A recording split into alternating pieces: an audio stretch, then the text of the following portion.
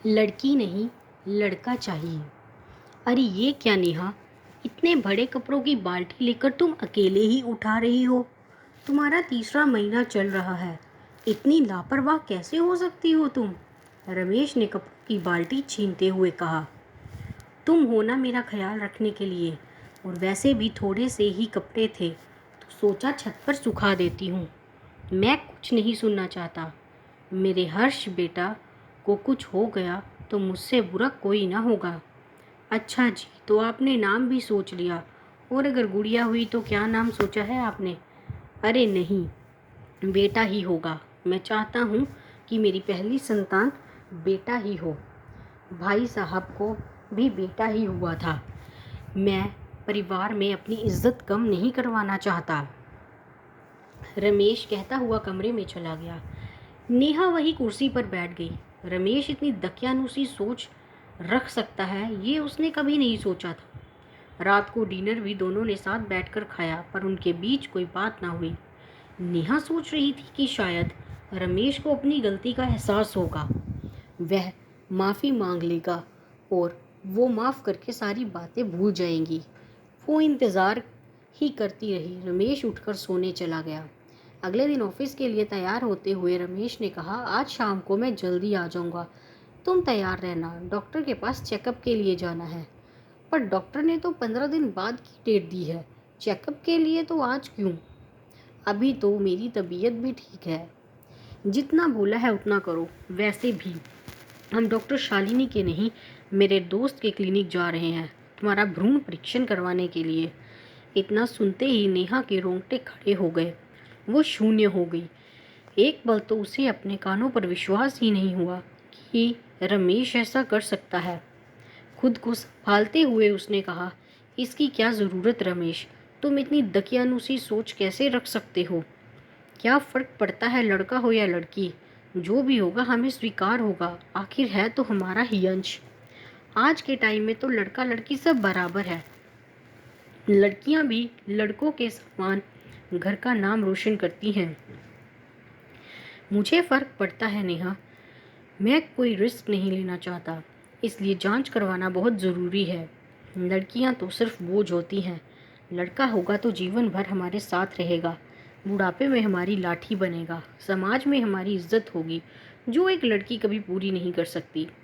नेहा समझ चुकी थी कि रमेश को समझाना बेकार है, इसलिए उसने साथ जाने से साफ मना कर दिया और अपना सामान पैक कर घर छोड़ने का फैसला कर लिया।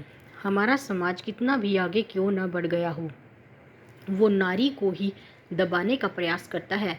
नेहा के मम्मी पापा के देहांत के बाद मामा जी जैसे तैसे नेहा शादी करके अपनी जिम्मेदारी से मुक्त हो गए थे।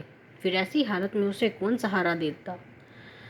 ऐसे में उसकी कॉलेज की एक सहेली वंदिता, जो एक एनजीओ में काम करती थी, ने उसे सहारा दिया। उसने एनजीओ में ही उसे नौकरी लगवा दी, जहां उसे रहने को घर भी था। दिन बीतने लगे। इसी बीच उसने रमेश से कई बार संपर्क करने का समझाने की कोशिश की, लेकिन रमेश ने एक न सुनी और उससे तलाक ले लिया। नेहा करती भी तो क्या करती, अपनी कोख में पल रही नन्ही सी जान को दुनिया में लाने के लिए उसने रवि से तलाक ले लिया। कुछ महीनों बाद नेहा के एक बिटिया को जन्म दिया। कई साल बीत गए। एक दिन नेहा बगीचे में बैठकर चाय पी रही थी कि तभी एक व्यक्ति को उसकी ओर आता देखा। चेहरा भी जाना पहचाना लग रहा था। पास आने पर गौर से देखा, दाढ़ी और बाल बहुत बढ़ गए थे, झुर्रियों ने भी चेहरे की चमक को छीन लिया था। वो रमेश था। नेहा पहचाना? मैं रमेश। तुम इतने सालों बाद आज यहाँ? नेहा इस तरह जाने देखकर हतप्रभ थी। रमेश से इस तरह दोबारा मुलाकात होगी उसने कभी नहीं सोचा था। मैं एनजीओ गया था, वहाँ से पता चला कि अब तुम यहाँ रहती हो। मुझे माफ़ कर दो नेहा, जब से मुझे ये एहसास हुआ कि मैंने तुम्हारे साथ कितना गलत किया है, तब से मैं पश्चाताप में जल रहा हूँ। तुम्हारे बाद मैंने दूसरी शादी कर ली। बेटे के जन्म के कुछ सालों बाद पत्नी का देहांत हो गया। मैंने अपना सब कुछ बेटे की परवरिश और लाड़ प्यार में लुटा दिया। शादी के बाद अब उसी बेटे को मैं बोझ लगने लगा हूँ, इसलिए मुझे घर से निकाल दिया। ये सब मेरे कर्मों का ही फल है। मैं यहाँ सांत्वना पाने या मदद के लिए नहीं आया हूँ। बस मन में एक बोझ था कि एक बार तुमसे मिलकर माफ़ी मांग लूँ। मैं गलत था कि लड़का होगा, बुढ़ापे का सहारा होगा, हमारे साथ रहेगा। तुम हमेशा सही थी, मैंने ही अपनी हंसती खेलती ज़िंदगी को बर्बाद कर लिया। मेरी गलती माफ़ी के लायक तो नहीं, पर हो सके तो मुझे माफ़ कर देना।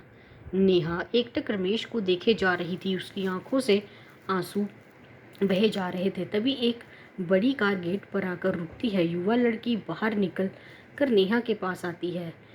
क्या हुआ माँ, आपकी आंखों में आंसू और ये अंकल कौन है? नेहा के गले लगते हुए लड़की ने पूछा। ये मेरे पुराने मित्र हैं बेटा, बहुत दोनों को बाद मिले हैं। और ये मेरी बेटी हर्षिता, मेडिकल कॉलेज में डॉक्टर और प्रोफेसर है। नेहा ने रमेश की ओर देखते हुए कहा। रमेश निशब्द हर्षिता को देखे जा रहा था और मन ही मन आशीर्वाद दे रहा था।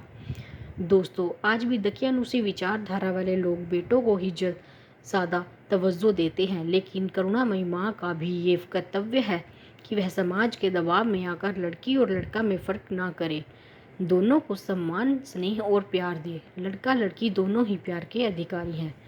दोस्तों, यदि आपको हमारी यह कहानी अच्छी लगी हो तो हमारे चैनल को लाइक, सब्सक्राइब और शेयर ज़रूर करें। धन्यवाद।